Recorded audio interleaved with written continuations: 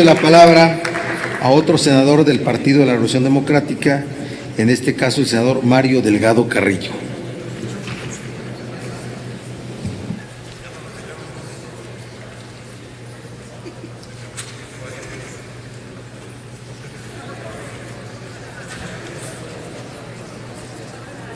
Del grupo parlamentario, no de Morena.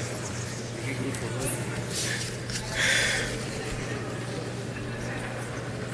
Presidente, no sé Con su venia, presidente, compañeros y compañeras. Sin duda que es una reforma muy importante. Sin duda que representa un avance fundamental para la vida de nuestro país, para la vida pública de nuestro país. Representa un avance fundamental en la garantía que se le tiene que dar a los ciudadanos del uso y manejo de sus recursos públicos, de sus recursos, de sus impuestos.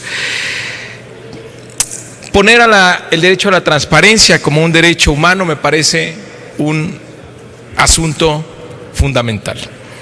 Sin embargo, no sería la primera vez que se logran avances importantes, pero insuficientes en algunos otros. ¿Cómo vamos a medir el éxito de esta reforma? ¿Cómo vamos a medir el éxito de esta ley? Pues creo que muy sencillo. La ciudadanía, la sociedad, lo que está esperando es que sea un instrumento fundamental en contra de la corrupción. Si esta ley sirve para combatir la corrupción en México, en esa medida tendrá su éxito.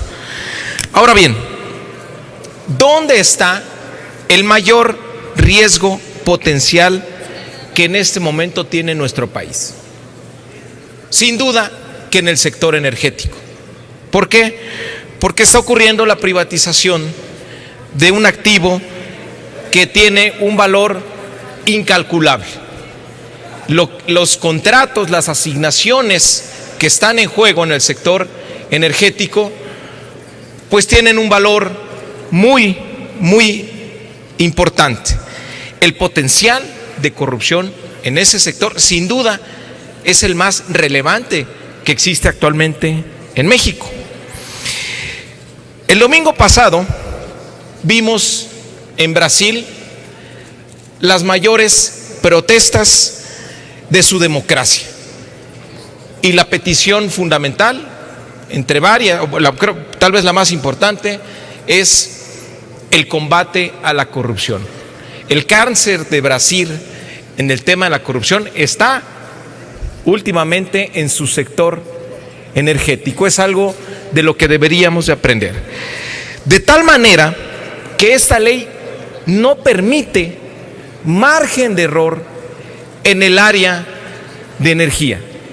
Es decir, no podemos tener ninguna falla y tenemos que irnos ahí a la mayor exigencia posible para garantizar que todo el proceso de contratación, asignación, sea absolutamente transparente. Es la única posibilidad que tenemos de darle a los ciudadanos, de darnos a nosotros como mexicanos la seguridad de que no va a ser una fuente de corrupción, porque las tentaciones ahí son muy grandes. Ahí no tenemos margen de error ni podemos tener omisiones inocentes.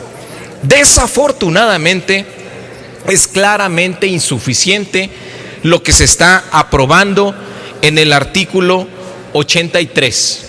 ¿Por qué digo esto?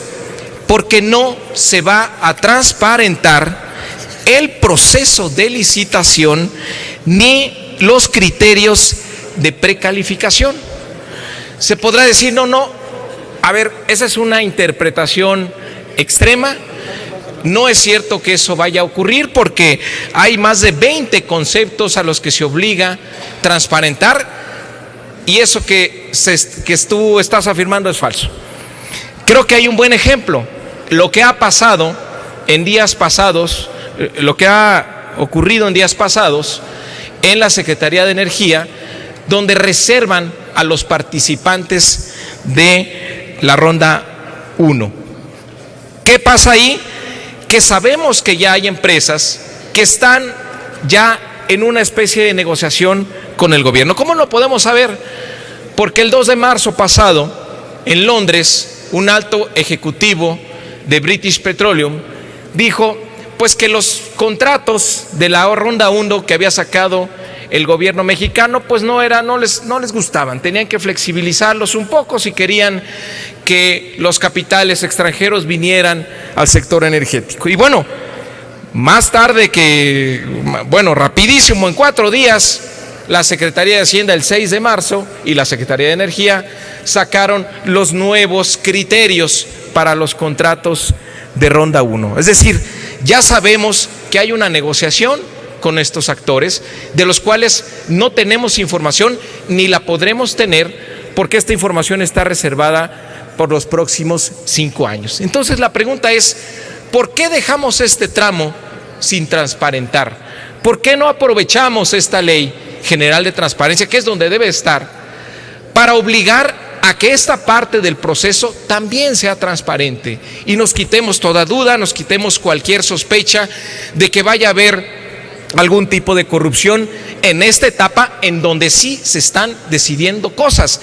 ¿De qué nos va a servir tener toda la transparencia y toda la información a posterior, una vez que ya se asignó el contrato? Y ahí sí, del contrato sabremos todo, porque eso ahí sí se cuidó en esta ley, que sepamos absolutamente todo del contrato, pero ya no podremos hacer nada. ¿Cómo se asignó? ¿Cómo fue el proceso de asignación? Ahí sí, eso no será transparente. Simplemente tendremos que apegarnos a decir, pues que el gobierno decidió que estos serían los socios de Pemex o estas serían las asignaciones, pero no sabremos por qué ellos y no otros. Y estamos enfrentándonos a un mercado internacional donde hay un altísimo incumplimiento de contratos. Prácticamente la regla general de los contratos de petróleo, de empresas privadas con los gobiernos, hay una alta incidencia a nivel internacional donde no se cumplen o donde tienen que ser modificados. Y el modelo de la contratación en México, donde no prevé la reversión de campos asignados después de un periodo determinado por no cumplimiento de metas, nos obliga a que nos quedemos atados con esas compañías en los próximos 20 o 30 años, sin que hayamos sabido nunca el proceso de selección de esa empresa. Me parece que aquí no hay margen de error.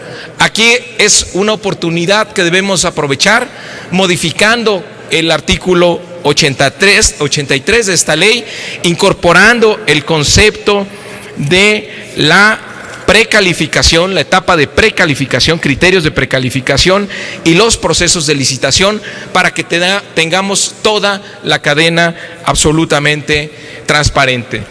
El éxito de esta ley se va a medir por su capacidad de combatir la corrupción, y el riesgo mayor actualmente en México es en el campo del sector energético. Muchas gracias, presidente. Gracias, don Mario Delgado. En uso de la palabra, nuestro senador Manuel Bartlett Díaz.